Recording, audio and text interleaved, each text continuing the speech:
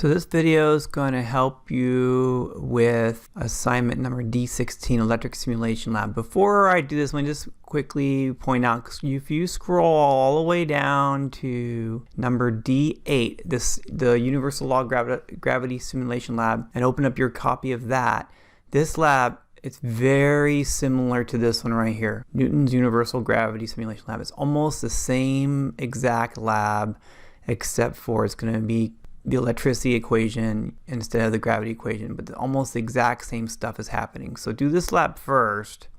Okay, so I'll go back to here now. You're going to have to go up here and look at this corner and click on it and open up your copy of the Coulomb's Law Simulation Lab like this, and you're just going to click on the link and open up the link for the simulation and click on macro scale, and there it is. I recommend that you click and drag this tab off like this, okay, and that way you hold the Alt button and hit tab and it flips right over to your lab. Hold Alt button and then tap the tab button just like that. See, so you can go between the lab simulator and your lab right up. All right, so this is this part right here, getting started. What does the sign plus or minus mean? This is the only extra step really on this lab compared to the other lab. So once you open it, okay, so hit reset like this, and then it says, notice that charge 1 is negative 4 microcoulombs and 8 microcoulombs. So I look over here and it says negative 4 microcoulombs and 8 microcoulombs. So that means charge 1 is negative and charge 2 is positive. Look at the directions of the arrows, force arrows. So I'm looking at this force arrow points this way and this force arrow points that way. They're pointing,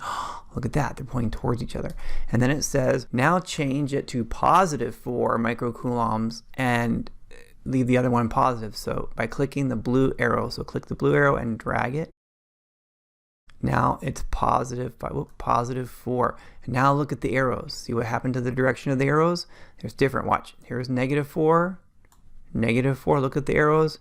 And then positive 4. Look at the arrows. Has something to do with repelling and attracting, right? Repelling, attracting. So then you're just going to go right here and write your sentence about same signs, something, something, something, opposite signs, something, something, something. It's just like the notes we did for electricity, okay? Then you'll see part 1, part 2, and part 3 is very similar to what we already did with the gravity lab. Part 1, change charge 2 with constant charge 1 and distance. So look, I already put them in there for you, 8, 5, and 2 with constant distance, 5, 5, 5, and constant charge 1, negative 4, negative 4, negative 4. So this is going to be, so the first trial, for example, negative 4, so I'm going to hit reset, negative 4 right here. Then charge 2 needs to be 8, and it's 8, and the distance needs to be 5. So click and drag. On the last lab, students didn't know how to set this, so click and drag. I'm going to put this guy right on the 0 right here, and then it says it needs to be a distance of 5, so I'll put this guy right on the 5. There you go. That's a distance of 1, 2, 3, 4, 5. So 5, negative 4, and 8. And then you can see the force right here, 115 newtons for the force. And that will go here. Okay, now you guys do the same thing for these. Then you're going to delete some of these extra arrows, remember? 2 of these arrows you should delete once you figure out the pattern. Okay, like delete like this once you figure out the pattern.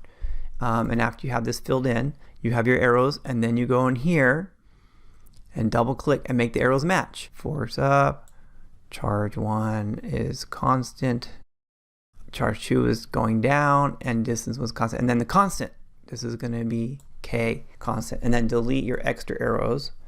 Okay, delete the extra arrows like this. Save and close. Now notice when you're done, these arrows match those arrows, and then the pink one is the force because you had to solve for it. So now you got your answer for later on in your analysis. Charge was going down, force is going up. Is that inversely or directly proportional? That'll help you with your analysis question.